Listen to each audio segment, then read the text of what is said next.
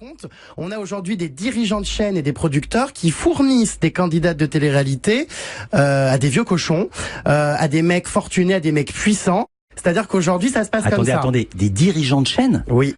Qui le font sciemment ? Mais qui ? Ah oui, qui le font C'est très sciemment. simple, des émissions de télé-réalité, il n'y en a pas sur toutes les chaînes, donc on aura vite fait le tour. Ce que vous dites est très grave. Il y en a quand même pas mal. En tout cas, ça se passe comme ça. C'est-à-dire qu'aujourd'hui, on a des messieurs qui regardent des programmes, qui repèrent une candidate qu'ils trouvent, ma foi, sexy, et qui après, de par leur contact, appellent ces chaînes et demandent clairement, voilà, cette jeune fille me plaît, est-ce que tu peux me mettre en contact ? Et je l'ai vécu, je l'ai vu. Vous parlez de dirigeants de chaîne, vous parlez de qui ? Est-ce que vous avez déposé des signalements à la police ? Puisque vous êtes au courant d'agissements grave que vous dénoncez sur notre antenne aujourd'hui? Je n'ai jamais déposé de signalement à la police parce que c'est pas à moi de le faire. J'ai assisté effectivement, comme je le disais, à certaines scènes et certaines filles m'ont raconté qu'elles avaient été démarchées par des hommes puissants qui étaient justement amis avec certaines personnes qui étaient en télé ou à la tête de chaîne.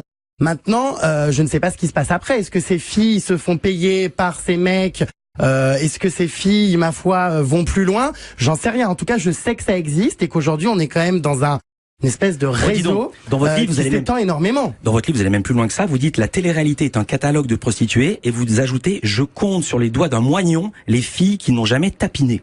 Effectivement, c'est une expression qui est un peu forte, mais pour avoir vécu et pour avoir vu finalement toutes ces candidates qui ont sombré, on va dire, bien dans les pièges de la télé-réalité et qui se sont faites embrigader, je me suis vraiment rendu compte qu'il y en avait énormément. Et c'est très important qu'aujourd'hui les jeunes se rendent compte que ces filles, ma foi, qui posent comme ça sur les réseaux sociaux avec des sacs de marque, dans des jets privés, dans des palaces, eh bien, ne gagnent pas de l'argent via les programmes de télé-réalité et ont des business souterrains.